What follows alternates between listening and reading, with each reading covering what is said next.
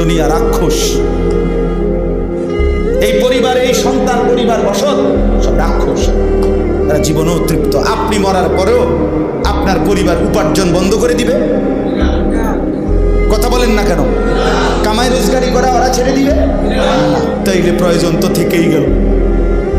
আপনি কি শেষ করলেন? তাই যদি এমন হইতো আমি গুছাইয়া দিয়ে গেছি, কমপক্ষে আমার জিফু তার পরবর্তী 200 বছর আর কি করতে হবে না, তাইলে না মনটা কই একদিনও তো উপার্জন থামে না।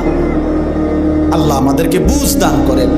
এই জন্য শুধু শুধু শুধু শুধু এই দুনিয়া সংসার, এই ঘর দুয়ার, খাট পালং, সোফা, ফার্নিচার, এইটা গুছাইবার জন্য আখেরাত বরবাদ করেন না।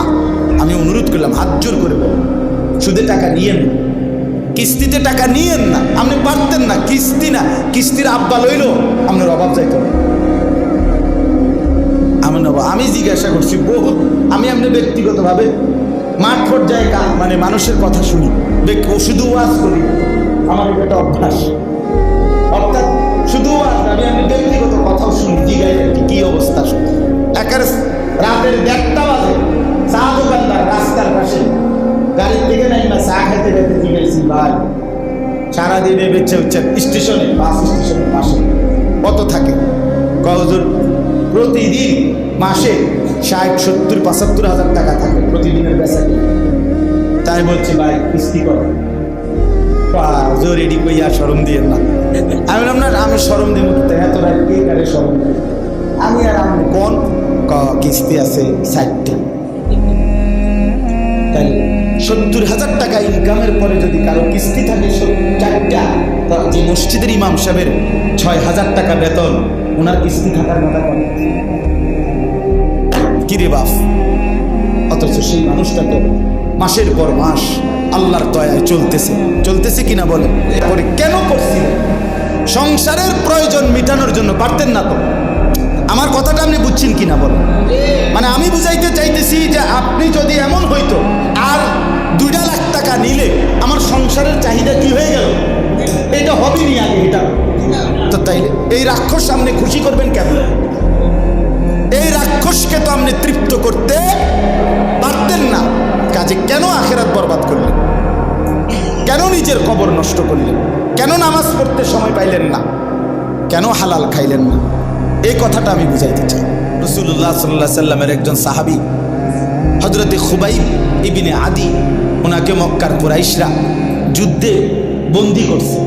বন্দী করার পরে মক্কার কুরাইশরা সিদ্ধান্ত নিছে ওনাকে ফাঁসিতে ঝুলাবে।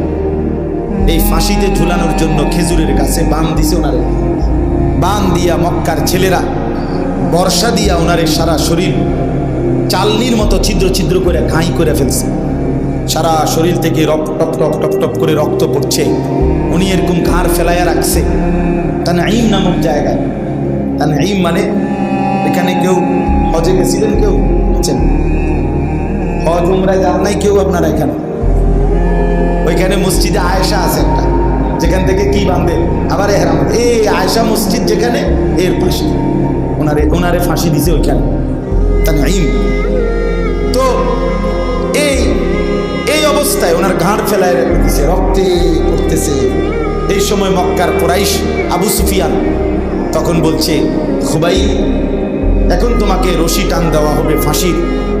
এর আগে লাস্ট মৃত্যুর পূর্বে শেষ কোনো তামান্না আছে কি?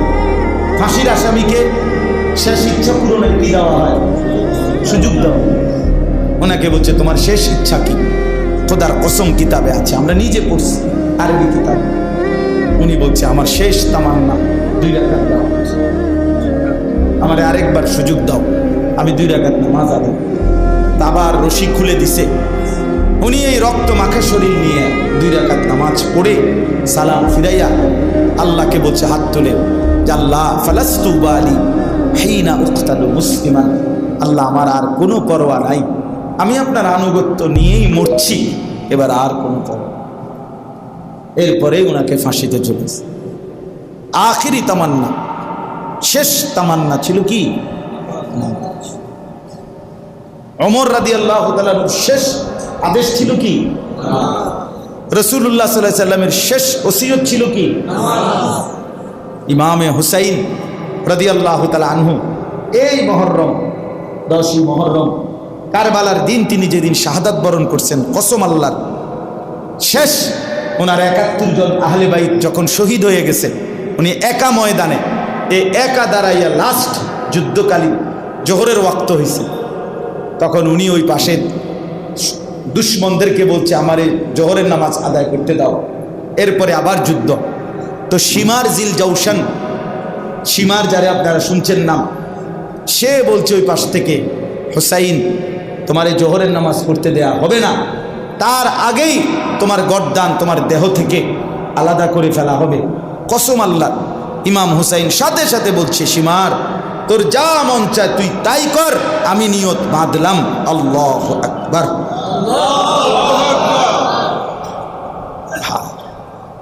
রক্ত মাখা ময়দানে ইমামে হুসাইন আগে নামাজ আদায়।